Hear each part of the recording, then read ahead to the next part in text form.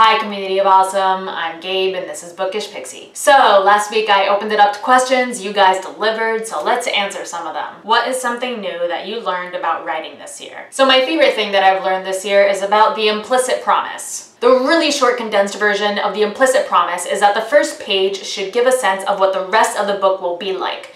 So you're implying a promise of what to expect from the rest of the novel. I don't think it's something you really have to worry about while first drafting, but it is good to look at while you're revising, and it's something I try to keep my eye on now. How do you respond to an agent if they ask for a full or partial? Are you supposed to be overly thankful or should you be cool and casual? So the one word you want to remember in correspondence with agents and other publishing people is professional. You want to be polite and courteous and just be a normal human. I mean, that's basically it. Just be professional and don't overthink it. You're going to be fine. What would be your advice for someone who really loves writing and wants to become a writer, but they are kind of average at it? Well, commenter, I have great news for you. Everyone starts average at best with writing. I like to say talent is overrated because it is. While we all start with our own strengths and weaknesses, sure, writing is an art, and like any other art, you can learn it. Published authors don't become amazing at writing overnight. They put in tons of work, and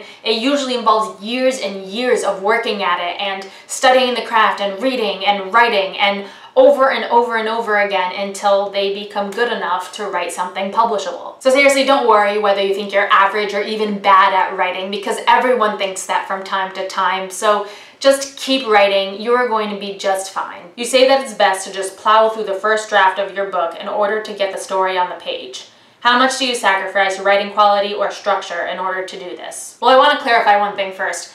Everyone has their own writing process, and for me, that's the best way to do it. I am a fast drafter, but I want to recognize that not everyone works that way, and it's okay. And secondly, I want to clarify that fast drafting does not require a sacrifice in the quality of your writing. So that's a myth, and I'm gonna say that. But because I'm not going back to fix things all the time, yeah, that does mean my first drafts are sometimes going to be a little messy. I do combat some of that messiness though with plotting. I always outline first. That helps me when I'm fast drafting because I have the structure already set in place, and it helps me make sure that I don't make any massive plot mistakes that are going to require really painful revisions down the road. That doesn't mean I never have to revise my plot, I almost always do, but it isn't as bad as it would be if I tried to go in blind. But for example, if I realize partway through the manuscript that I need to change something, then I'll make a note and I'll say, for example, from this scene back, I need to make this change.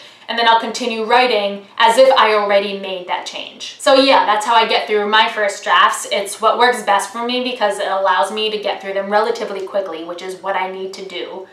But yeah, I wouldn't say that you need to sacrifice writing quality or structure in order to fast draft. I just say that you need to be flexible in order to do it. So that's what I got for today. If you liked what you saw, don't forget to subscribe and comment, and I'll see you guys next week.